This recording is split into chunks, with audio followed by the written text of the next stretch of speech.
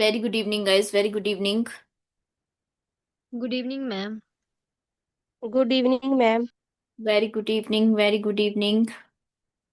क्या कर रहे थे हम कल? यूटिलिटी। Yes ma'am. क्या होता है यूटिलिटी का मतलब? सेटिस्फेक्शन। Satisfaction ma'am.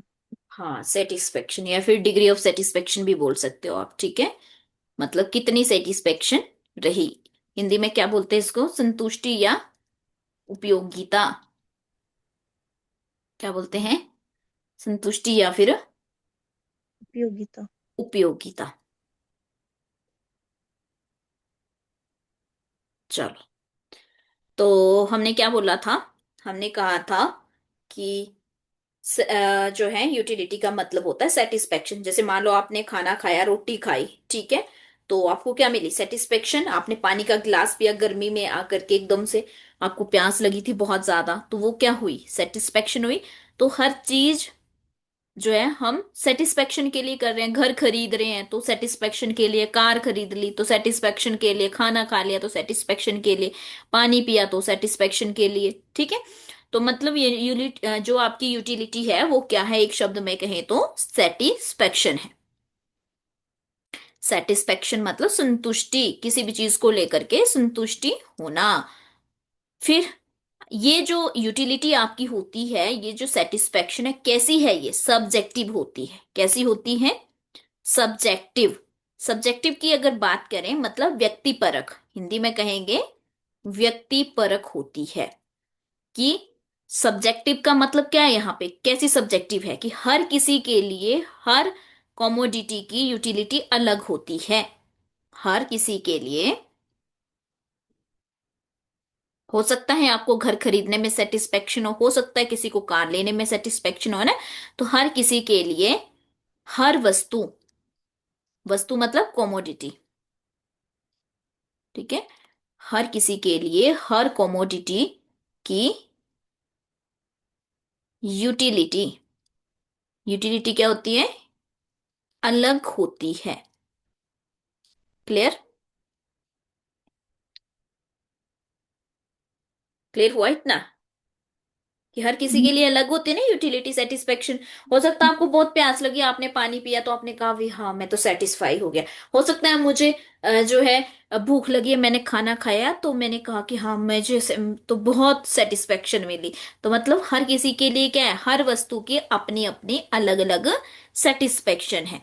दूसरा, अगर हम बात करें कि किसी भी चीज की जब कंटिन्यूस आप यूज करते हैं, किसी भी चीज की कोई चीज जब कंटिन्यूटी में, जैसे मान लो आपको भूख लगी थी, आपने क्या खाया? खाना खाया। तो एक चपाती खाई, दो खाई, तीन खाई, चार, लगातार कंटिन्यू खा रहे थे, तो क्या होती गई आपकी यूटिलिटी? क्या कम होती हो। गई? हाँ, कम। कम होती गई। कम। तो कंटिन्यूटी यूज पे जो आपकी यूटिलिटी है वो क्या होती जाती है? कम होती जाती है, डिक्रीज। क्या होती है?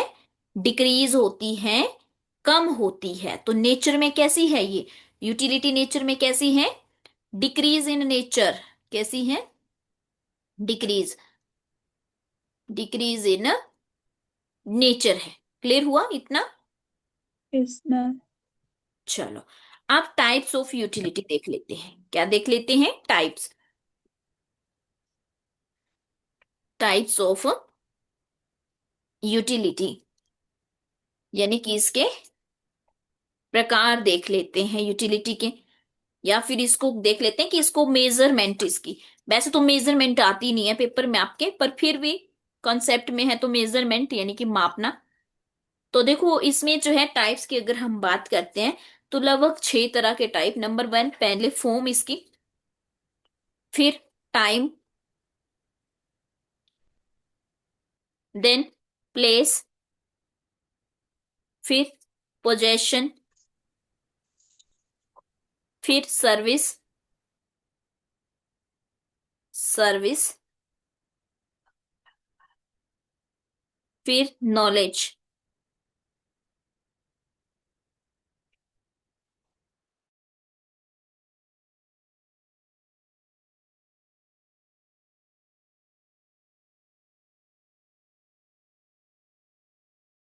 तो इसको हिंदी में हम क्या बोलते हैं? फॉर्म को हम बोलेंगे आकृति।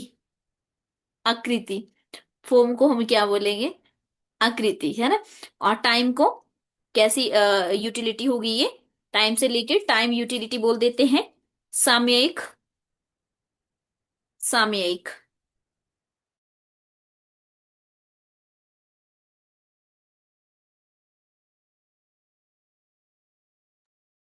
ठीक है, इसके बाद आता है प्लेस यानी कि स्थानिक उपयोगिता या कि स्थानिक यूटिलिटी।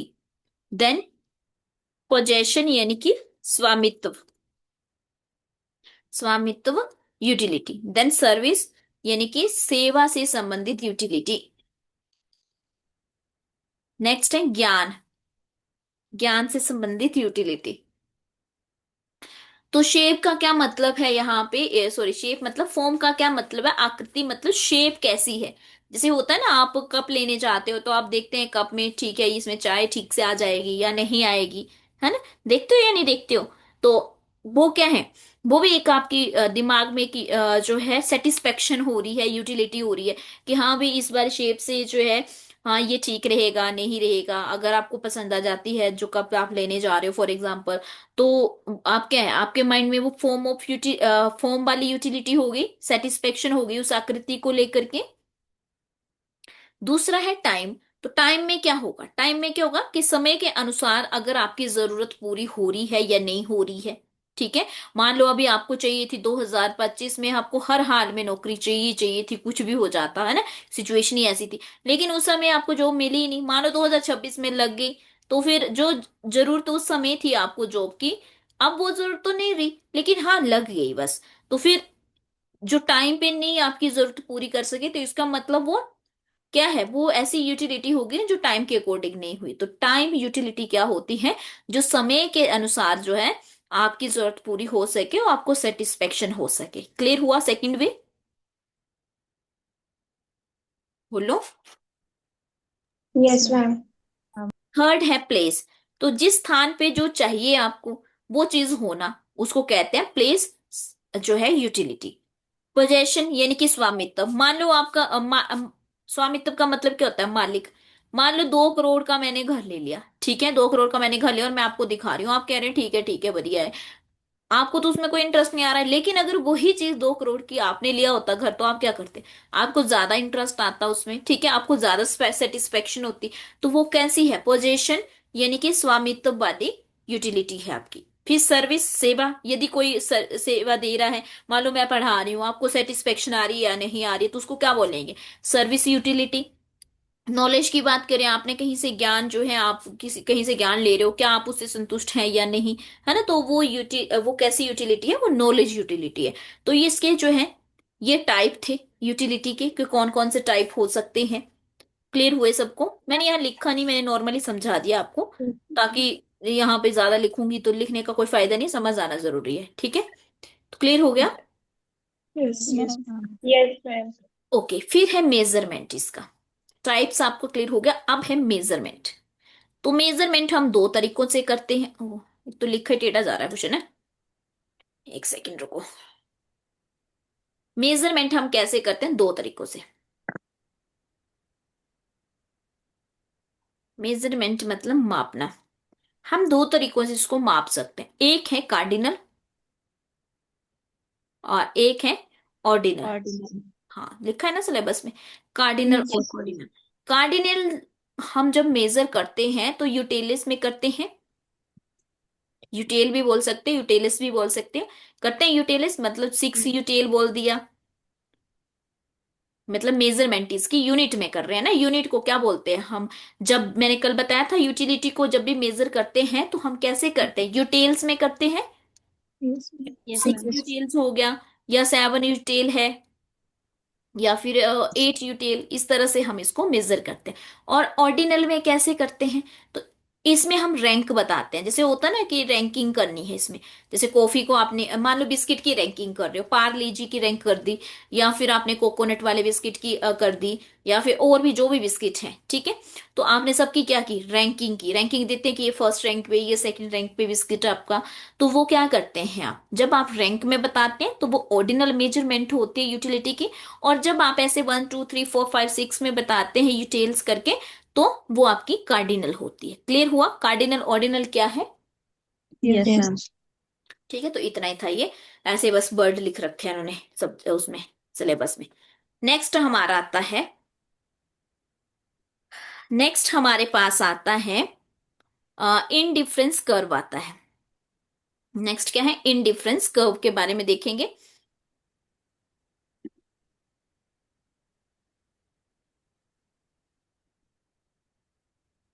लिख लो, इनडिफरेंसेस कर्व। मैं डायरेक्ट इनडिफरेंस क्यों बता रही हूं, इससे पहले हमने वो पढ़ लिया है। टोटल यूटिलिटी और मार्जिनल यूटिलिटी क्या होती है, वो मैंने कल बता दी थी आपको। Yes, ma'am. Yes ma'am. तो वो तो क्लियर थी ना आपको। Yes, ma'am. Yes ma'am. हाँ, तो टोटल यूटिलिटी आपको और मार्जिनल क्लियर है। इसके बाद हम देखते हैं अब, अच्छा लो भी था एक पहले, है ना। इनडिफरेंस कर्व बाद में देखते हैं, एक लो देख लेते हैं पहले, ठीक है। तो मैं आपको लो बता देती हूँ, फिर आते हैं वापस उस पे। एक मिनट, एक लो है, law of diminishing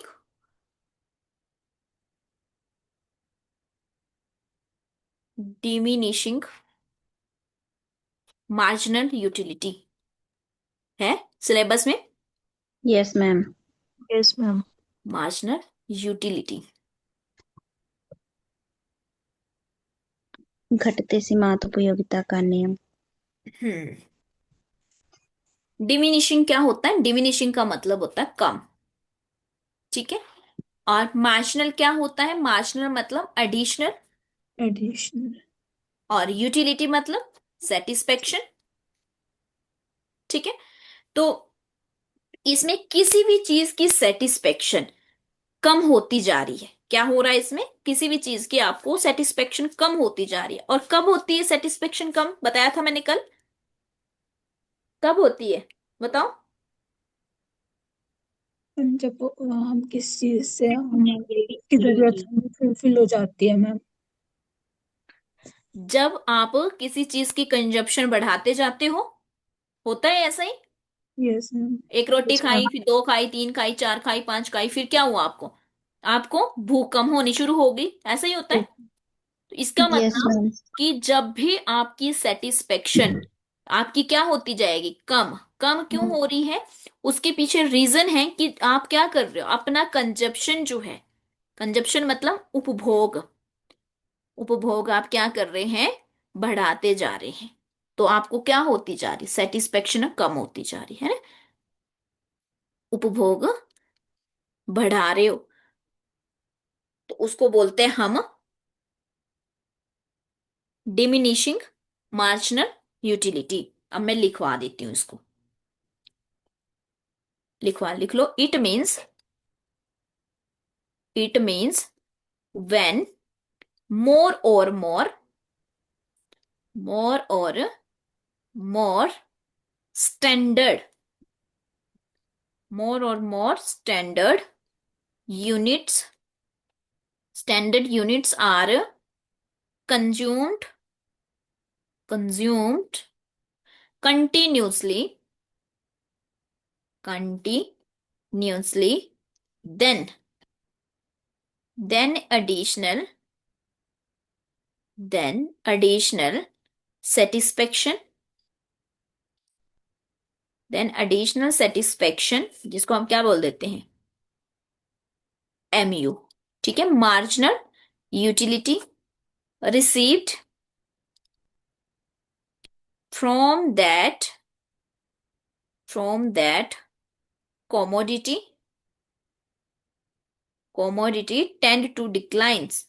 tends to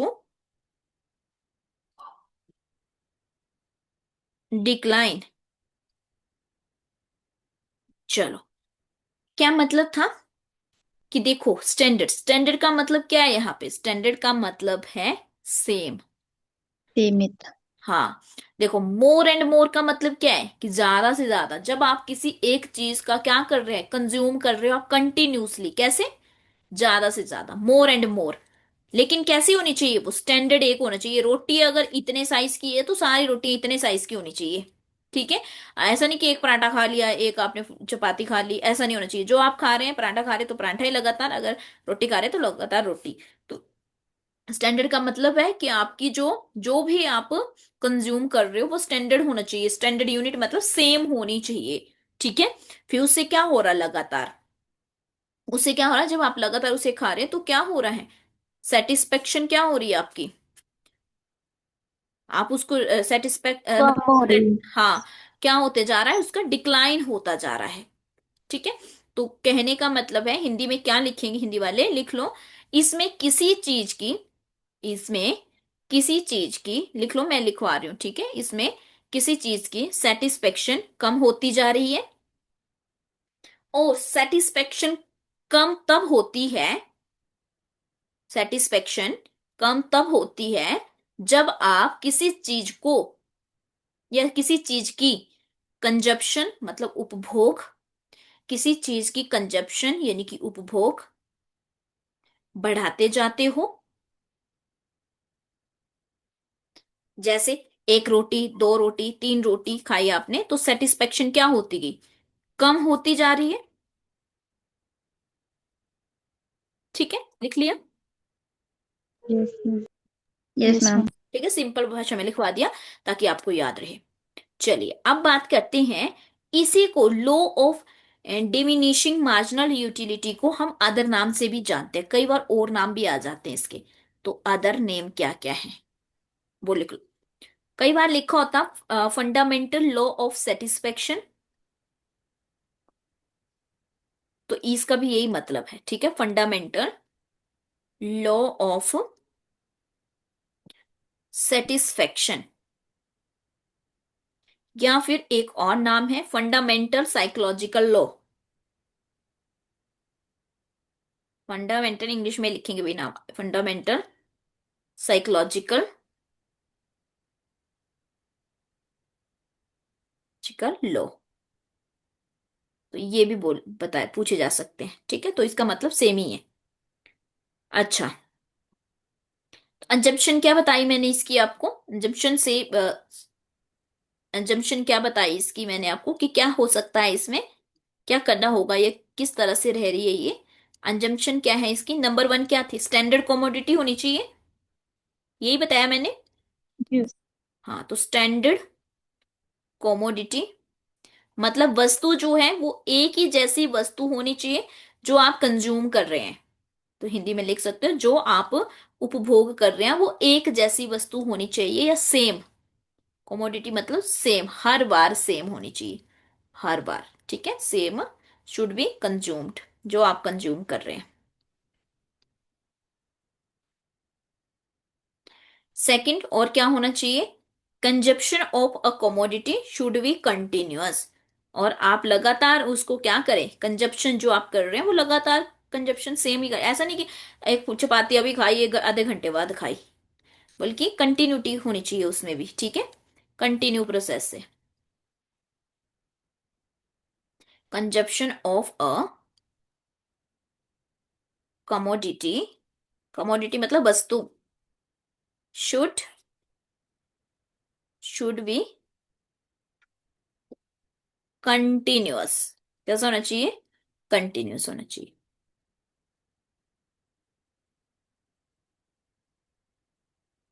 तो ये सब चीजें आपको याद रखनी है अभी। ठीक है, याद रहेंगी। Yes ma'am. है थोड़ा सा टॉपिक ये ऐसा जिसमें दिमाग थोड़ा घूम जाता है, बट कोई बात नहीं, करना तो पड़ेगा ही, जब दे रखा है सिलेबस में तो करना तो पड़ेगा ही, है ना। यस मैम, जिन्होंने पहली बार पढ़ी है उनके लिए लग ये। हम्म। चलो, इसके बाद आता है इनडिफरेंस कर्व। Indifference curve. अब इनडिफरेंस कर्व क्या होता है? हिंदी में से कहते हैं उदासीनता कर्व। क्या बोलते हैं? सॉरी, वक्र है ना। कर्व को बोलते हैं वक्र, उदासीनता वक्र। अब ये क्या होता है? उदासीनता वक्र का मतलब है, उदासीन indifference curve is a graph, is a graph which shows, क्या दिखाता है ये? एक ऐसा ग्राफ जो हमें दिखाएगा, which shows combination, combination of two goods, combination of two goods that that gives the that gives the consumer, oh sorry, consumer लिखना था मैंने, एम लिख दिया ना। Consumer equal, consumer equal satisfaction, satisfaction and utility. तो हिंदी में क्या लिखेंगे? उदासीनता वक्र एक ग्राफ है, उदासीनता वक्र एक ग्राफ है जो जो दो वस्तुओं के, दो वस्तुओं के संयोजन को दर्शाता है, दो वस्तुओं के संयोजन को दर्शाता है, जो उपभोक्ता को, जो उपभोक्ता को समान, समान संतुष्टि और उपयोगिता प्रदान करते हैं, और उपयोगिता प्रदान करते हैं।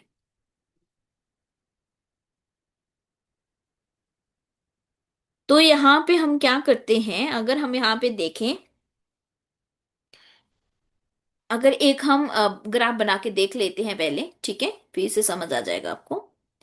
अब देखो, यहाँ पे हम दो तरह की कमोडिटी लेंगे, कमोडिटी मतलब वस्तुएं लेंगे, ठीक है। कमोडिटी वन हो गया, कमोडिटी टू हो गया। जैसे एक, दो, तीन, चार। नॉर्मली आपने ग्राफ बनाए थे ऐसे, बनाए थे या नहीं? बनाए थे ना। तो एक था तो आपकी इस तरह से बनाए थे। Yes ma'am. जब आपका प्राइस एक था तो आप कितना जो है डिमांड कितनी कर रहे थे? चार कर रहे थे। एक कांस्टेंट प्राइस मिल गया था हमें चार। दो था तो आपका तीन था, और तीन थी अगर आपका प्राइस तो आपने कितनी वस्तुएं ली? दो। दो। और चार था तो एक। एक। ठीक है, तो एक कर्व जैसा बन गया था, बना यस था। मैम। तो यस यहाँ मैम। पे क्या हो रहा था, अगर चार है तो एक वस्तु आप ले रहे, तो यहाँ पे क्या हो गया, एकदम से कांस्टेंट हो गई चीज, यहीं तक रुक गई। ठीक है, तो हर पॉइंट में यूटिलिटी क्या है आपकी? कांस्टेंट है। हर पॉइंट पर सेटिस्फेक्शन या यूटिलिटी क्या है? कांस्टेंट मतलब स्थिर है। क्या है? स्थिर होगी। तो कहीं ना कहीं ये जो दो पॉइंट है, हमने ऊपर क्या लिखा? हमने लिखा कॉम्बिनेशन ऑफ टू गुड्स, दो चीजों की जो गुड्स, मतलब हम तो उस टाइम डिमांड और प्राइस कर रहे थे, लेकिन यहाँ पे क्या लिया हमने? कोमोडिटी ली है, कोमोडिटी टू और कोमोडिटी वन, मतलब एक वस्तु और दूसरी वस्तु। जब हम दोनों वस्तुओं को एक साथ दर्शा रहे हैं, तो क्या हो रही है हमारी संतुष्टि? एक जगह क्या हो जा रही है? रुक जा रही स्टूडेंट हो रही है। है ना। कांस्टेंट हो जा रही है, स्थिर हो जा रही है। तो इसी को क्या कहते हैं? इनडिफरेंस कर्व बोल देते हैं। ठीक है, तो यहां पे हम देख रहे हैं कि जो भी हमारी जो ये कर्व है, यहां लिख लीजिए, higher, higher indifference curve gives greater level of utility, level of utility, यानी कि उच्च उदासीनता वक्र उपयोगिता का उच्च स्तर देता है हमें। क्या देता है ये? ग्रेटर लेवल ऑफ यूटिलिटी देता है। हिंदी में भी लिख देती हूँ, उच्च उदासीनता वक्र उपयोगिता, उपयोगिता का उच्च स्तर देता है। ठीक है, तो इतना क्लियर हो गया होगा कि हमें जो ये हायर इंडिफरेंस कर्व है, ये क्या दे रहा है? ग्रेटर लेवल ऑफ यूटिलिटी बता रहा है कि आप जितना हायर आपका इंडिफरेंस कर्व होगा, उतना ही ज्यादा हमें ये बताएगा कि, क्या बताएगा? कि आपका जो लेवल ऑफ सेटिस्फेक्शन है वो उतना ही ज्यादा क्या होगा? हाई होगा।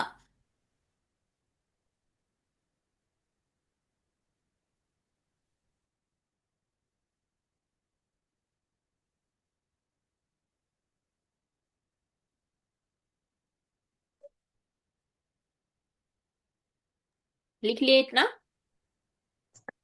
Yes ma'am. Ma'am. Yes. Okay.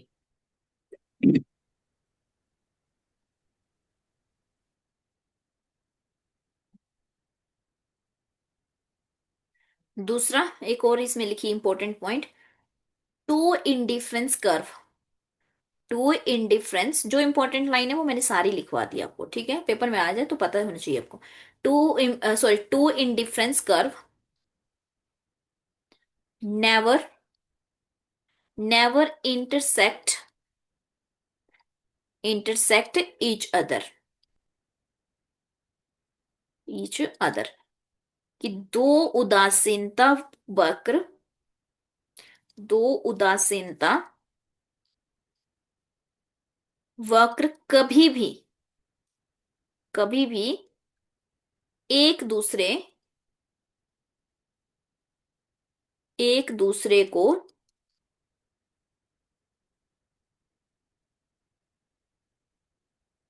एक दूसरे को नहीं काटते हैं, एक दूसरे को नहीं काटते हैं। ठीक है,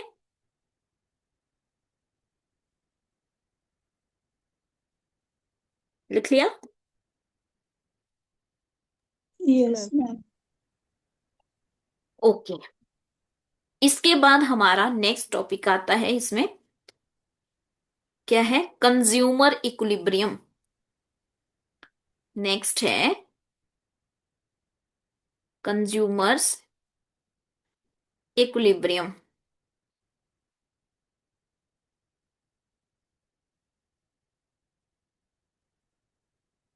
क्या होता है कंज्यूमर इक्विलिब्रियम? बताओ, बोलो इकोनॉमी वाले भी, क्या होता है?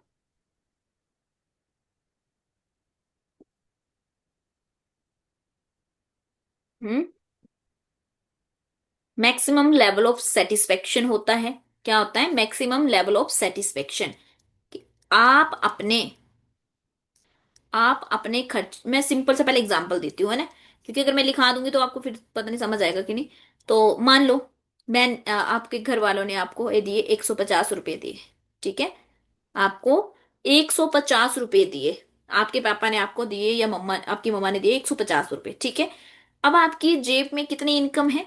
आपकी पॉकेट में कितनी इनकम है? 150। Yes ma'am. अब आपने सोचा कि मैं इसे कहाँ खर्च करूं, ठीक है। आपने सोचा ऐसा करता हूं, मेरी फेवरेट मूवी चल रही है थिएटर में, मैं मूवी देख आता हूं, ठीक है। आपने क्या किया? मूवी देख लेते हैं। आपने इसकी ले ली टिकट। टिकट भी कितने की थी?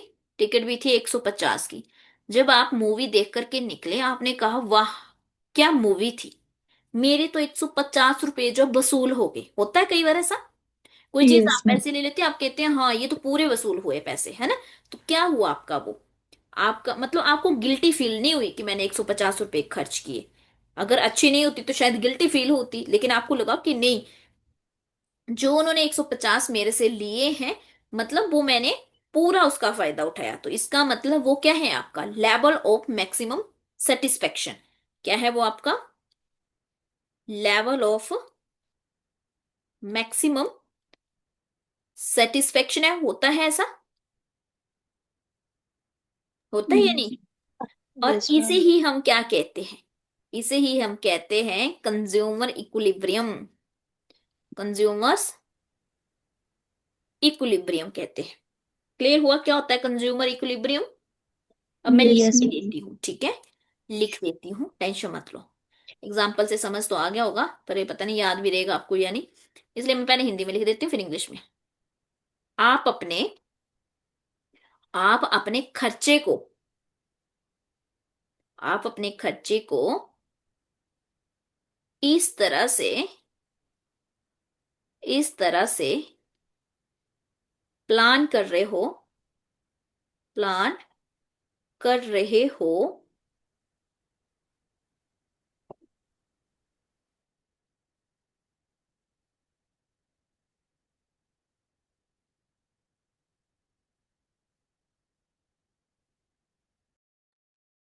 आप अपने खर्चे को इस तरह से प्लान कर रहे हो कि आपको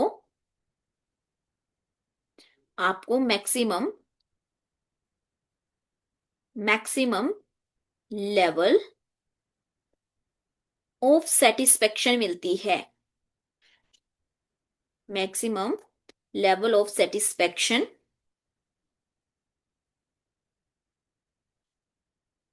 मिलती है। इसे कंज्यूमर इक्विलिब्रियम कहते हैं। इसे कंज्यूमर्स इक्विलिब्रियम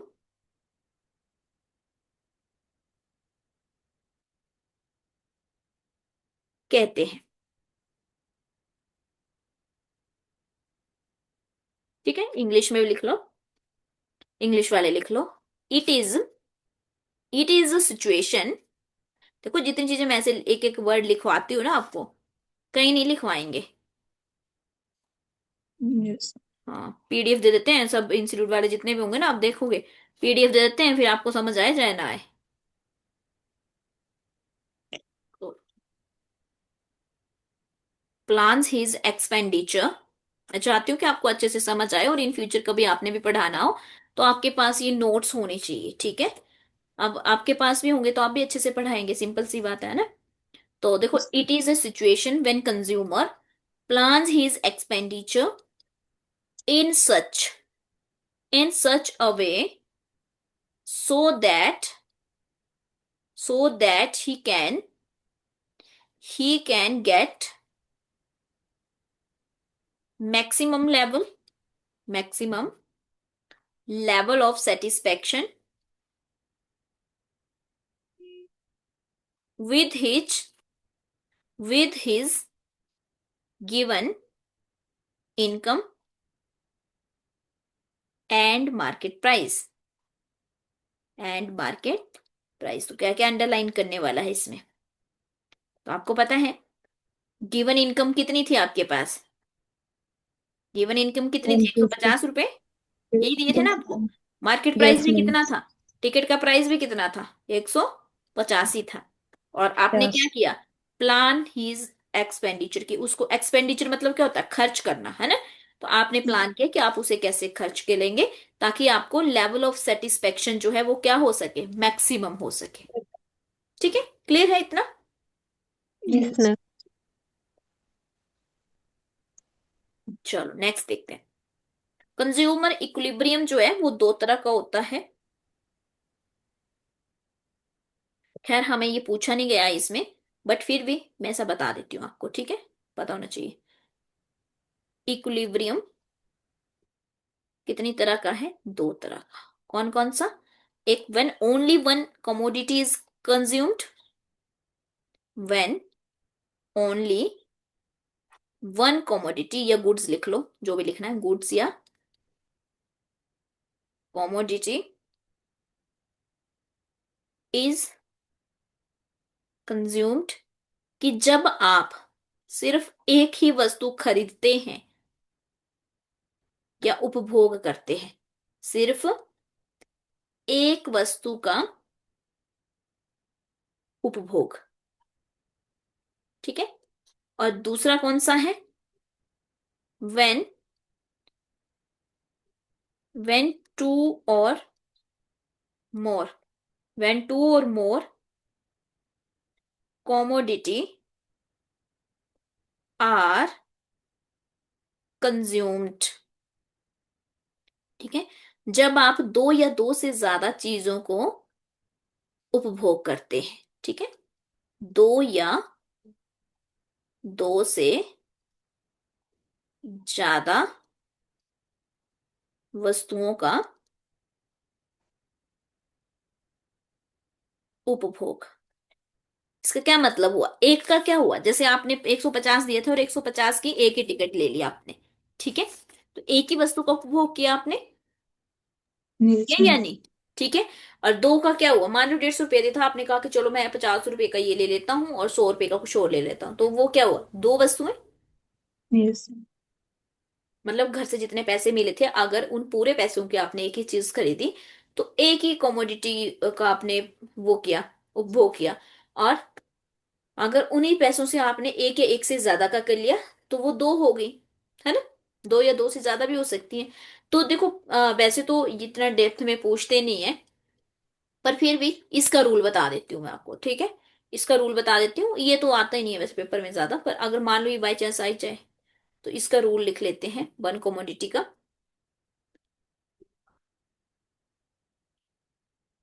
वन कमोडिटी, तो पता है ना, वन कमोडिटी मतलब एक वस्तु। तो इसका रूल क्या होगा? MU X अपॉन, अपॉन नहीं बोल, अच्छा इकोनो बताऊंगी, अभी आगे बताती हूँ। इक्वल टू MU M, ये इसका रूल हुआ। या फिर ये इसका और क्या रूल होता है? MU X equal to PX। तो M क्या है? M है मार्जिन। मार्जिनल। ठीक है। M मैं लिख देती हूँ यहाँ पे क्या क्या है ये। M क्या है?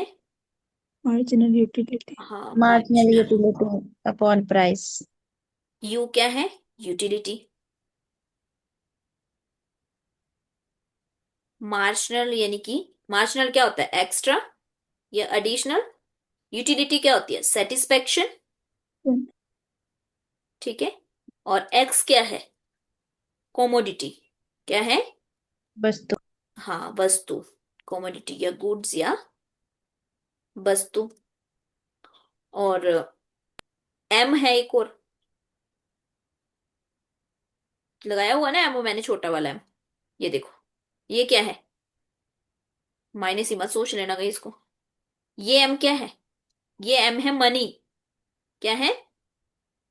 मनी। छोटा एम लिख देती हूँ ऐसे करके, मनी, जो आपको पैसे मिलते हैं। क्लियर हुआ? मैम। तो मैंने क्या लिखा था? MU M। तो एम मतलब मार्जिनल, और यू मतलब यूटिलिटी, और एम मतलब मनी। मनी। ठीक है, क्लियर हुआ? Yes ma'am.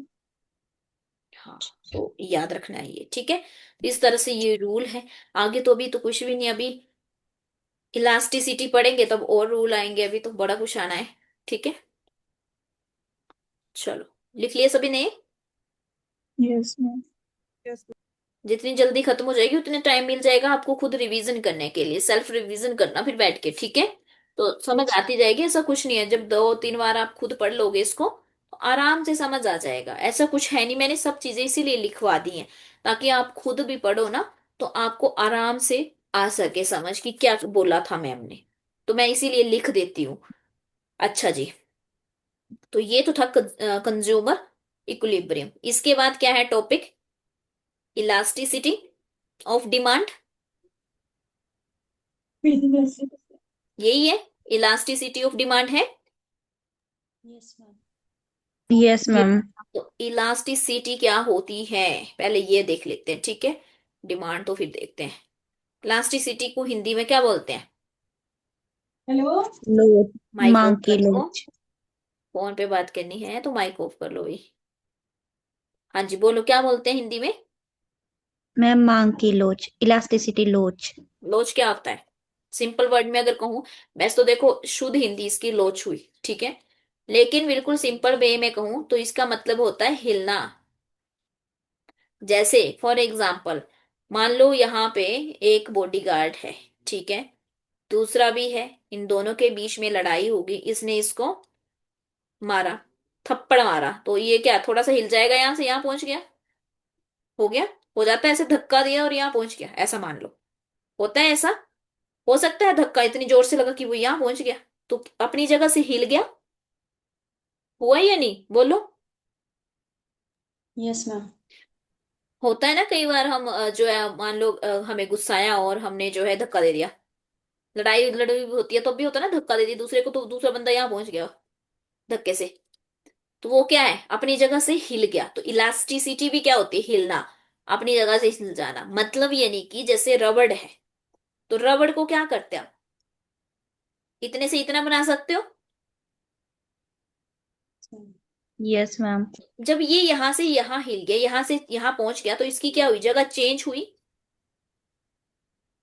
चेंज हुई या नहीं हुई। Yes ma'am. तो इलास्टिसिटी भी क्या है, चेंज होना ही है, परिवर्तन चेंज। आना, ठीक है, या हिलना भी बोल सकते हैं या परिवर्तन भी, हिंदी में क्या बोल देते हैं, लोच, लेकिन इसका मतलब क्या होता है वो नहीं बताया है, ठीक है।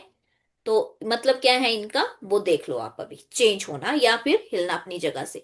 तो टॉपिक क्या देख रखा है हमें, टॉपिक क्या देखा, अब आपको समझ आना शुरू हो जाएगा, टॉपिक क्या दिया है, elasticity of demand, elasticity of demand, मतलब मांग का चेंज होना। डिमांड में चेंज होना। हाँ, मांग का हिलना भी बोल सकते हैं, मांग को हिलाना भी हो सकता है, डिमांड को हिलाना,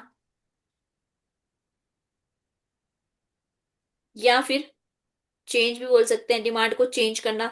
तो चेंज या डिमांड हिल कैसे सकते हैं, कारण उसके क्या हो सकते हैं, हो सकता है प्राइस बढ़ गया, प्राइस बढ़ने से क्या हो जाती है, डिमांड चेंज हो जाती है, यस डिमांड, मैम।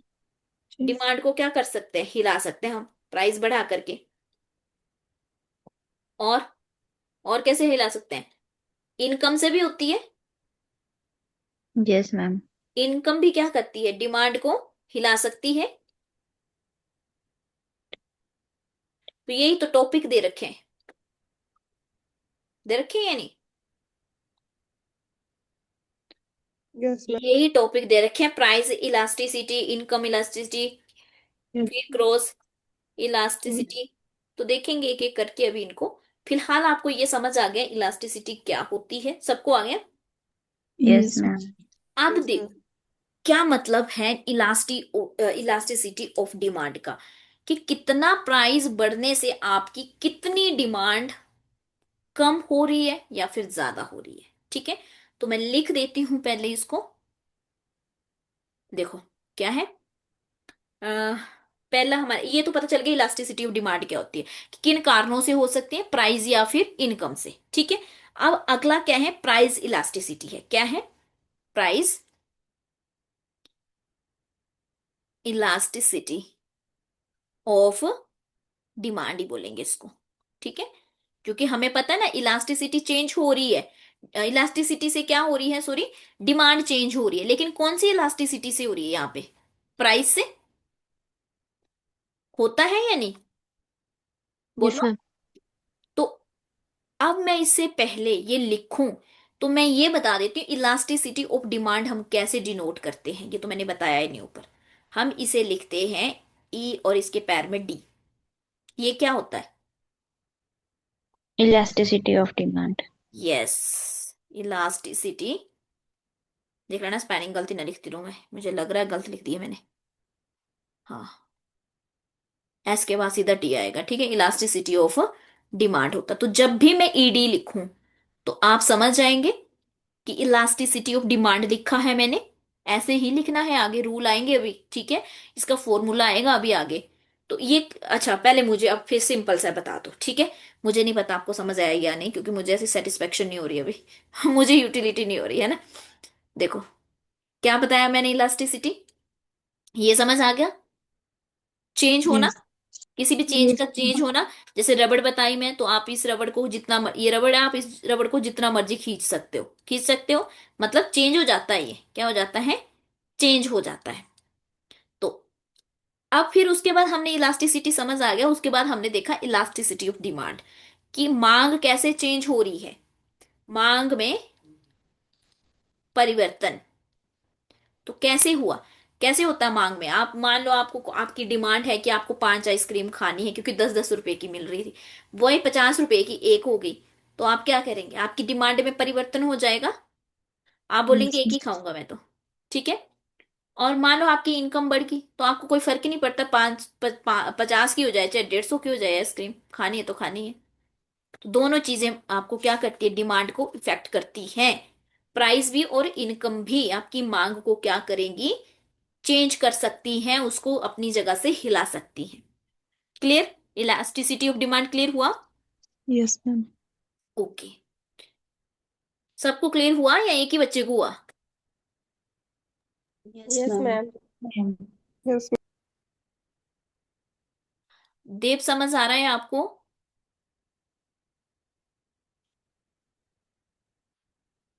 देव ठाकुर समझ आ रहा है या नहीं, Sunita, Sujata, Shivani. Yes ma'am. Ma'am. Okay, ठीक। इतने स्टूडेंट है, मुझे समझ नहीं आता है कि मतलब उनमें उनमें मोटिवेशन नहीं रही है आने की क्लास में, ये क्या दिक्कत होगी। ये रिकॉर्डेड फॉर्म में इतने ज्यादा डिपेंड क्यों हो गए हैं। इतने स्टूडेंट है, जब स्टार्टिंग से क्लासेस लगती थी ना, तो 50-50 भी क्लास में आते थे। अब आते ही नहीं है, मुझे ये नहीं समझ आता रिकॉर्डिंग पे इतने ज्यादा डिपेंड कैसे हो सकते हैं। पता है सर पे पेपर है, और है ना। तो ठीक है, मान लो अगर मतलब 100+ होंगे, ठीक है, 3 बैचों में। अभी तो मैं सिर्फ लेटेस्ट वाले बैच की बात कर रही हूँ, इससे पहले तो बहुत बैच थे।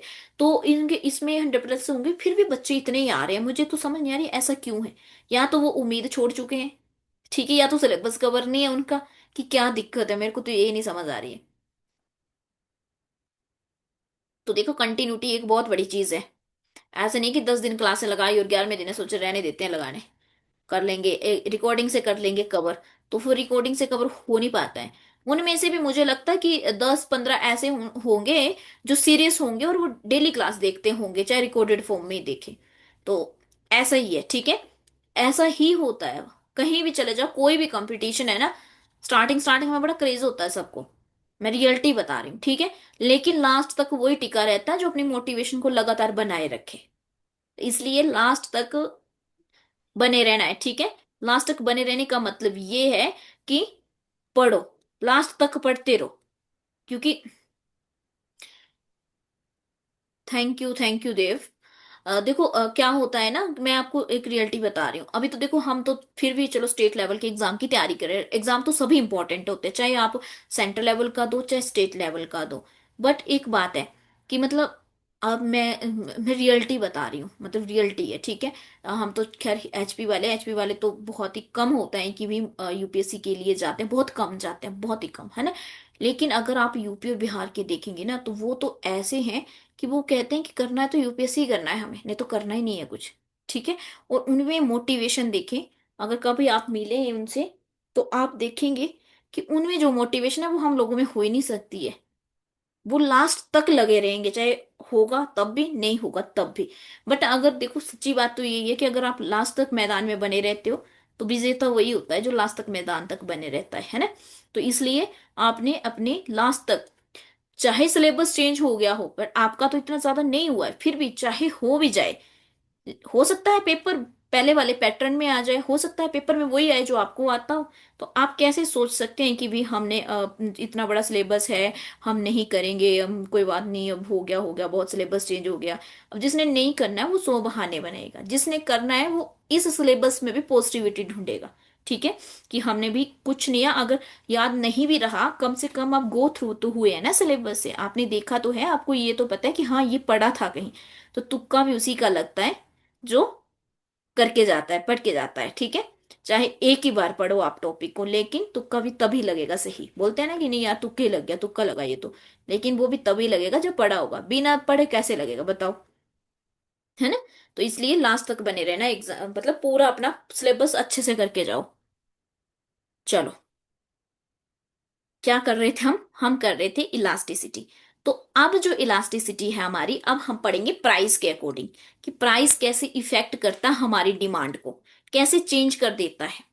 तो आपको पता है इलास्टिसिटी का मतलब होता है चेंज, और हम चेंज कर रहे हैं प्राइस के अकॉर्डिंग डिमांड को।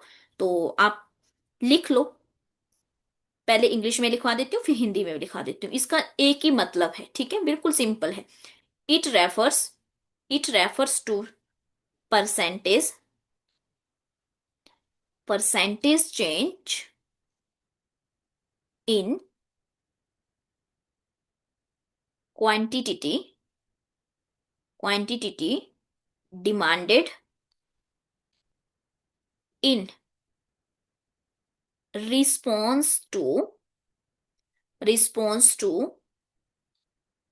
percentage percentage change in price of the commodity।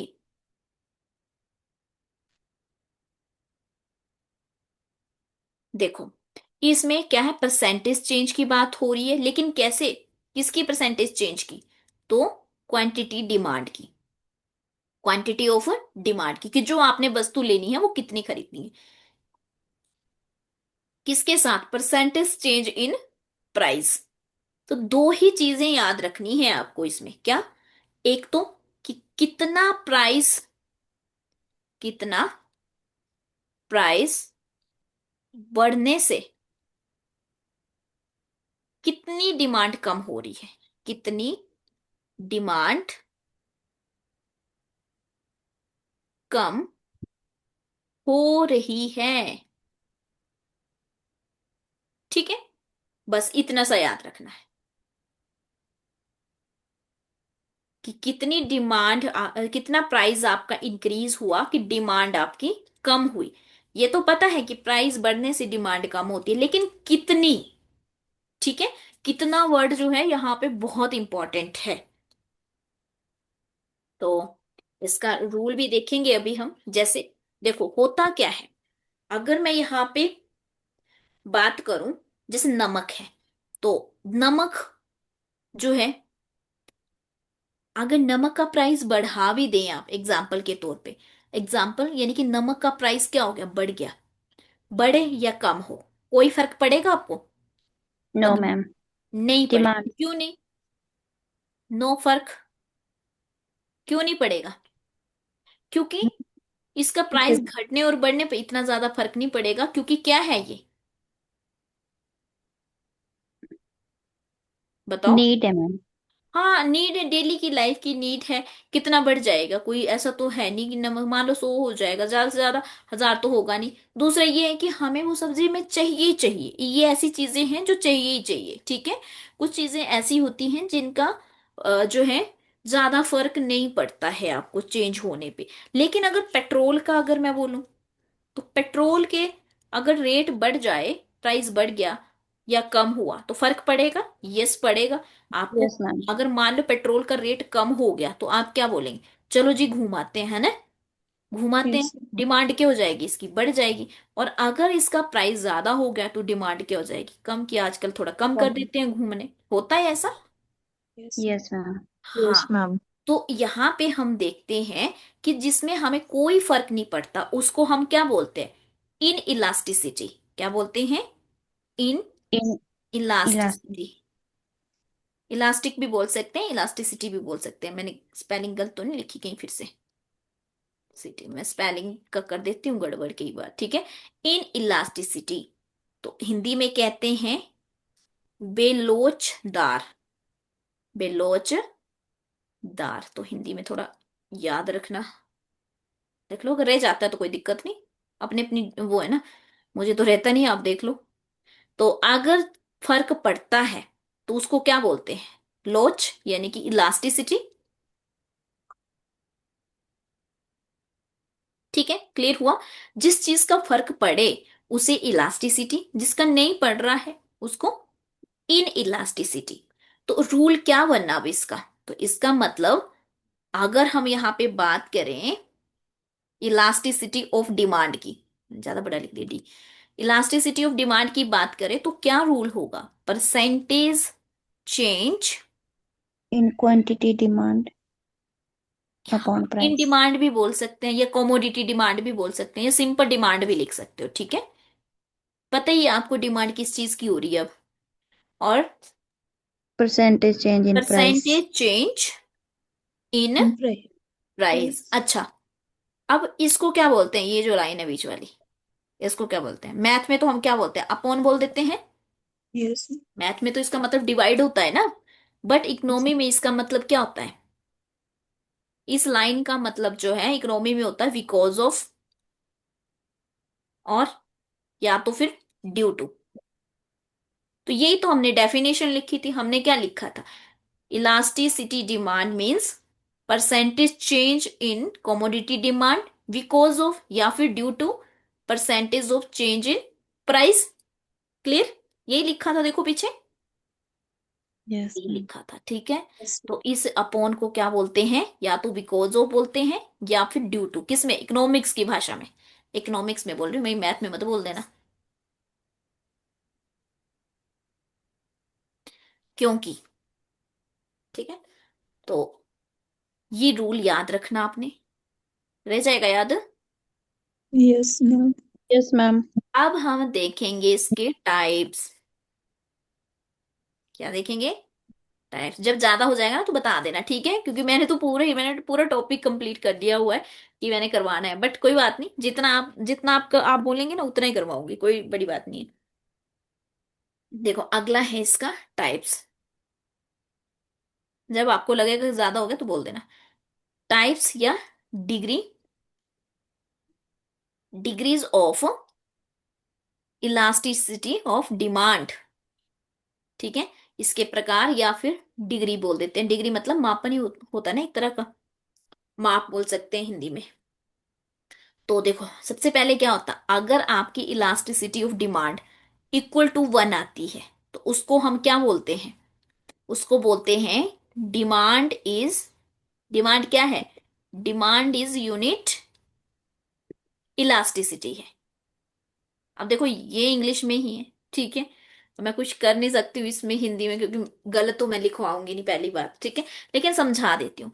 तो इसका मतलब वो क्या है, अगर किसी भी इलास्टिसिटी ऑफ डिमांड, मतलब जो आपका ये रूल था, इसके अकॉर्डिंग अगर आपकी इलास्टिसिटी ऑफ डिमांड बन आ रही, एक आती है। हाँ मान लो कि आपका प्राइस चेंज हुआ 100 और डिमांड भी 100 है, तो दोनों कट के कितनी हो जाएगी, 1 हो जाएगी।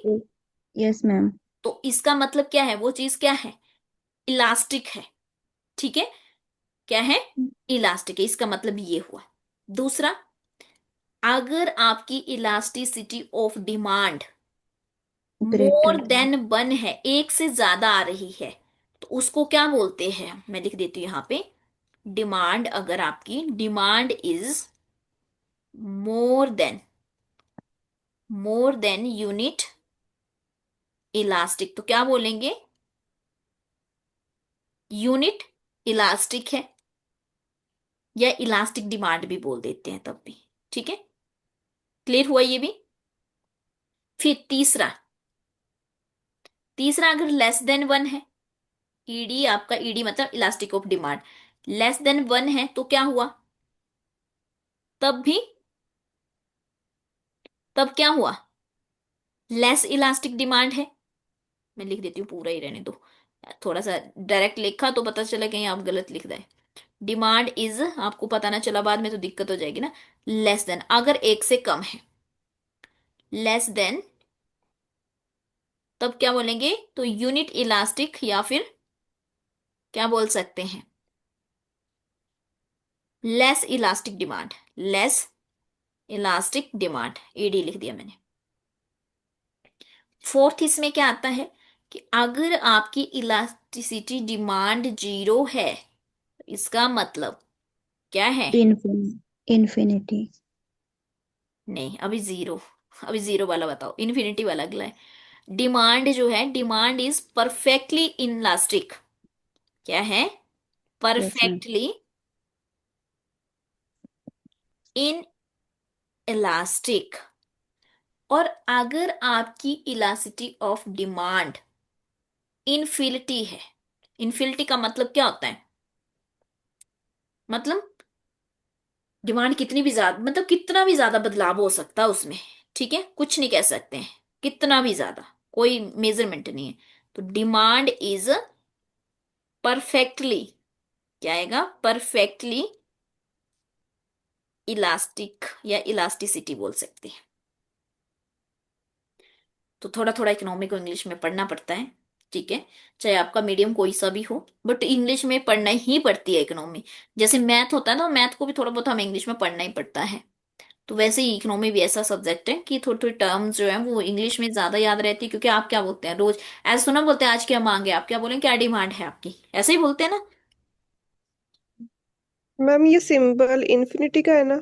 हाँ, इनफिनिटी का है, अच्छे से नहीं लगाया बट लगा लो आप, इनफिनिटी। इस तरह से 8 बनते हैं ना। इनफिनिटी का मतलब होता है अनंत, जिसका कोई अंत ना हो। यस। ठीक है, क्लियर हुआ प्राइस इलास्टिसिटी। आप देखो डायग्राम बनाने की मुझे नहीं लगता कि जरूरत है, पर चलो बनानी है तो बना देती हूँ, बोलो, बना देती हूँ, है ना। 5 प्रकार की बताई हमने, कितने प्रकार की, 5 प्रकार की। पहले डायग्राम बता देती हूँ, बना देती हूँ, फिर समझाती हूँ, ठीक है। तो बना लो इस तरह से, ये आपका प्राइस, ये आपकी डिमांड। पहली क्या थी, ईडी इक्वल टू 0 लिख लेते हैं, आपको समझ आ जाएगा, ठीक है, क्योंकि मैंने अब आपको लिखवा दिया इक्वल टू 0 का क्या मतलब है। डिमांड, प्राइस, पहले बना देती हूँ फिर समझाती हूँ क्या मतलब हुए इनके।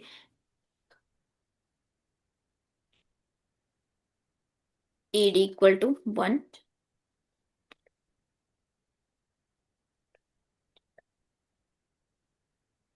5 डायग्राम बनेगी ना।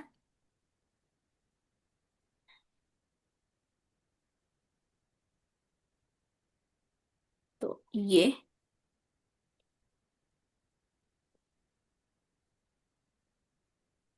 जिसने पढ़ी होगी पहले उसको थोड़ी बहुत मतलब याद आ रहा होगा क्या क्या पढ़ा है, आ यस रहा है मैम। याद। Yes ma'am. देखो मैंने तो पढ़ी नहीं है 11th 12th में, नहीं तो मुझे भी इजी होता है ना, पर चलो फिर भी करनी तो पड़ेगी ना, पढ़ी हो चाहे नहीं पढ़ी हो 11th में। आपने भी बहुत सारे आप में से होंगे जिन्होंने नहीं पढ़ा है। अच्छा चलो मैं अब आपको बताती हूँ इसमें, पहले मैं एग्जाम्पल देती हूँ, बिल्कुल सिंपल एग्जाम्पल से ही समझेंगे, ठीक है। अब होता है क्या है, ये जो है ये कौन सी वाली, ईडी इक्वल टू 0, परफेक्टली इनइलास्टिसिटी, ठीक है, इन यही है, इलास्टिक। यस ठीक है। मैम। अब होता क्या, मान लो आपको थप्पड़ पड़ा, ठीक है, आपको थप्पड़ लगाया लेकिन किसने, पापा ने, ठीक है। जब पापा थप्पड़ लगाते हैं, चाहे वो धीरे से मारे चाहे जोर से मारे, क्या आप रिस्पॉन्स देते हैं, रिएक्शन क्या रहता है आपका, 0। 0, 0 रहता, सेम ही रहेगा, ठीक है। चाहे तप थप्पड़ आराम से मारा हो चाहे जोर से मारा हो, क्या रहेगा, सेम ही रह रहा है, यहाँ पे भी सेम ही है, बोलो, यस। जिसमें यस मैम। चेंज नहीं यस। हो रहा है, ठीक है। कोई आप उस चेंज आंसर नहीं। आप वापस रिटर्न थोड़ा ना करेंगे, करेंगे कि नहीं नो करेंगे। मैम। हाँ, तो क्या रहता है जिसमें सेम मतलब 0 ही रहेगा, हमारा रिएक्शन जो है वो 0 रहेगा, थप्पड़ चाहे जोर से पड़ा हो चाहे आराम से पड़ा हो, कोई फर्क नहीं पड़ता, 0 ही रहेगा। फिर लेस इलास्टिक, मान लो आपके भाई, बड़े भाई ने आपको थप्पड़ लगा दिया, तो आप क्या करेंगे, आप बोल देंगे रुक जा देख लूंगा तुझे, ठीक है, ऐसा बोल देते हैं ना। बड़े भाई ने अगर थप्पड़ लगाया, बड़ी सिस्टर ने, तो हम कहते हैं कोई नहीं देख लेंगे तेरे को। तो हम क्या किया, हमारा थोड़ा सा चेंज हुआ, क्या हुआ कि थोड़ा सा हमने बोला ठीक है कोई बात नहीं देख लेंगे तुझे। फिर अगर दोस्त ने मार दिया तो क्या करते हैं हम, तब तो आप रिटर्न में सेम करते हैं, रिटर्न में तो देखो ये हो रहा है ना, अगर दोस्त ने थप्पड़ मारा तो आपने क्या किया, यहाँ पे भी क्या हो रहा है, सेम रिएक्शन आता है या नहीं आता, आ रहा है रिएक्शन, ठीक है, तो चेंज हुआ, हुआ ना चेंज यहाँ पे। फिर अगर आपके छोटे भाई ने थप्पड़ लगाया हो या छोटी बहन ने, तो क्या होता है, फिर तो जोर से मारेंगे आप, आपको धीरे से मारा पर आपने क्या किया, ये देखो बहुत ही ज्यादा जोर से, तो कितना बड़ा गैप आ रहा है, हो रहा है, मोर इलास्टिसिटी आ रही है इसमें, बोलो। Yes yes ma'am. मैम। तो यस मैम। और जो ना के बराबर है जिसमें आप न कुछ कर ही नहीं सकते हैं, तो वो क्या है, परफेक्ट कंपटीशंस में ऐसा होता है जिसमें इन्फिनिटी होती है। तो इसमें तो कोई एग्जाम्पल नहीं होगा, खैर ये तो मैंने समझाने के लिए, आपको याद रखने के लिए बताए, वरना ऐसा कोई एग्जाम्पल होगा नहीं, ठीक है। यहाँ पे मैंने तो सिर्फ आपको समझाने के लिए, ताकि आपको याद रह पाए शायद, क्योंकि डायग्राम याद रखना भी तो एक ऐसा ही है ना कि टफ ही है। तो वैसे तो एग्जाम में आएंगी नहीं, पर क्या पता होता है ये दे दी हो ऐसे, इनमें से कोई उठा करके दे दी और बताओ ये क्या है, तो याद आ जाएगी क्या है। Yes ma'am. हम्म, याद रखनी पड़ेंगी। प्राइस वाला हो गया, अब इनकम वाला कर लेते हैं, ठीक है। इनकम कर लेते हैं। Income elasticity of demand. Income elasticity of demand. अब डिमांड की इलास्टिसिटी में कैसे बदलाव आएगा इनकम से, ठीक है। तो इनकम को हम क्या लिखते हैं, बाई, हिंदी में क्या लिखेंगे, आय, मांग, लोच, क्या लिखते हैं हम, बताओ। इनकम को किससे डिनोट करते हैं, बाई से, तो क्या हो यस मैम। जाएगा, e by. Clear, yes ma'am. Symbol ये हो गया इसका, ठीक है। तो इसका मतलब क्या है, द डिग्री, हिंदी में भी लिखवा दूंगी, पहले इंग्लिश वाले लिख लो। The degree of responsiveness of quantity demanded, quantity demanded to a change, to a change in the consumer income। तो क्या मतलब हुआ कि उपभोक्ता की, उपभोक्ता कौन होता है, कंज्यूमर ना, उपभोक्ता की आय में, उपभोक्ता की आय में परिवर्तन पर, होने पर किसी वस्तु की, किसी वस्तु की मांगी गई मात्रा में, मांगी गई मात्रा में कितनी, कितना बदलाव आया, कितना बदलाव हुआ, हुआ। सिंपल सी बात है, इनकम बढ़ने से आपकी जो आप वस्तु खरीदने जा रहे हैं उसमें कितना चेंज आया, उसको कहते हैं इनकम इलास्टिसिटी ऑफ डिमांड, ठीक है। तो इसका रूल क्या हो जाएगा, इसका रूल हो जाएगा E Y equal to percentage change in quantity, quantity demand, demanded because of percentage change in income, ठीक है। क्लियर हुआ कि क्या बोला मैंने, रूल यस कैसे मैम। लिखा वो समझ आया कि आपकी डिमांड कितनी चेंज हो रही है, किसकी वजह से, इनकम की वजह इनकम। से, इनकम की वजह से। ठीक है। तो डिग्री ऑफ इनकम इलास्टिसिटी देख लेते हैं। इसके लिए क्या रहता है, जैसे वहां पे 5 टाइप थे, यहाँ पे देख लेते हैं।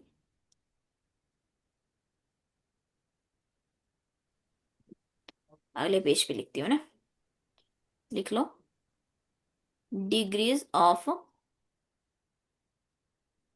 इनकम इलास्टिसिटी, हिंदी में क्या बोलेंगे, आय लॉन्च की श्रेणियां, आय लॉन्च की, आय लॉन्च की श्रेणियां। तो इसमें देखो 3 चीजें रहती हैं जो आपने पहले पढ़ भी रखी हैं, आपको याद आ जाएगा अब, धीरे धीरे सब याद होना शुरू हो जाएगा जो जो पढ़ रखा है। पहले तो यहाँ पे आप लिखेंगे डिग्री, किसकी डिग्री निकाल रहे हैं हम, किसका मान निकाल रहे हैं अभी, elasticity of income, E by, है ना। टाइप्स ऑफ गुड लिखेंगे यहाँ पे आप, टाइप्स ऑफ गुड्स क्या क्या रहेंगी, और उसका इफेक्ट इनकम से चेंज होने पे क्या पड़ेगा, effect of income change, Hindi में क्या लिखेंगे, आय परिवर्तन का प्रभाव, आय परिवर्तन का प्रभाव, ठीक है। टाइप्स ऑफ गुड मतलब वस्तु का प्रकार, वस्तु का प्रकार।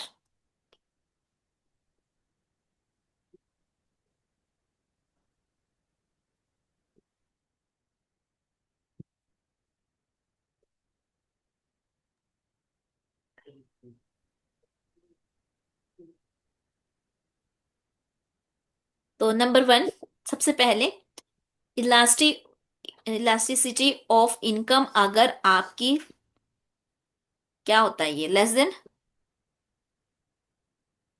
ही होता ना? ये नहीं, ma'am great. Greater than. Greater than है। तो माइंड बंद होना शुरू, ग्रेटर देन जीरो हो। ठीक है, तो पॉजिटिव रिजल्ट होंगे। क्या होगा? पॉजिटिव में होगा। जैसे कौन सी होंगी? नॉर्मल गुड्स की बात। Normal goods. नॉर्मल गुड्स में क्या क्या आती है? सामान्य वस्तुओं में कौन सी होती है लग्जरी। सामान्य वस्तुएं? मैम जो रिच लोग यूज करते लग्जरियस आइटम। तो इसमें क्या होता है? अगर इनकम बढ़ जाती है तो सामान्य वस्तुओं की डिमांड भी क्या हो जाती है? बढ़ जाती है। बढ़ सकती है। बढ़ यस जाती है, मैम। ठीक है। आय बढ़ने पर मांग बढ़ती है किसकी? सामान्य वस्तुओं की। तो मतलब पॉजिटिव रिजल्ट हुआ। ठीक है। Yes yes ma'am. मैम। अगर elasticity of income less than zero है तो क्या होता है? नेगेटिव होगा फिर। और कौन सी वस्तुएं बनेगी? वस्तुओं की बात, टाइप ऑफ गुड्स क्या रहेंगी? इंफीरियर। Inferior goods. हाँ, इंफीरियर गुड। इंफीरियर गुड्स मतलब घटिया वस्तुएं बोल देते हैं इसको। घटिया यस मैम। वस्तु, या मतलब सामान्य से थोड़ी सी कम बोल सकते हैं। तो क्या होगा? इनकम आपकी क्या हुई? इनकम यहाँ पे क्या हुई? बढ़ी, लेकिन डिमांड क्या होगी? फिर भी कम। कम होगी। कम। क्या था ऐसे हमने? आय बढ़ने यस पर मैम। मांग घटती भी है। Yes ma'am. हम्म तीसरा, अगर elasticity of income equal to zero हो जाए तो जीरो ही रहती है। फिर आप क्या करते हैं? आवश्यक वस्तुएं लेते हैं, निसेसिटीज मतलब आवश्यक वस्तुएं। आवश्यक वस्तुएं। तो इसमें क्या होता है? कोई बदलाव नहीं आता है, ठीक है। इनकम चाहे बढ़े चाहे कम ज्यादा। हो, डिमांड यस क्या मैम। रहती है? कांस्टेंट। कांस्टेंट। हाँ, स्थिर रहती है। ठीक है, क्लियर है इतना? Yes. Yes ma'am.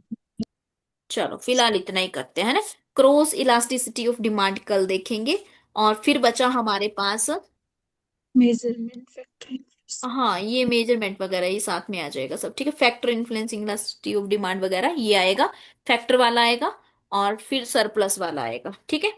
Consumer surplus, तो इसका थोड़ा सही करेंगे हम इसको, ज्यादा डब जाएंगे इनमें। और फिर आए, मतलब हमारा फिर सेकंड जो कंज्यूमर बिहेवियर था, कंज्यूमर बिहेवियर में ये इलास्टिसिटी, यूटिलिटी, ये सब आ जाता है इसी में, ठीक है। और डिमांड तो आपने पहले ही पढ़ लिया था इसमें, ठीक है। तो फिर उसके बाद हमारी अगली आएगी प्रोड्यूसर बिहेवियर एंड सप्लाई।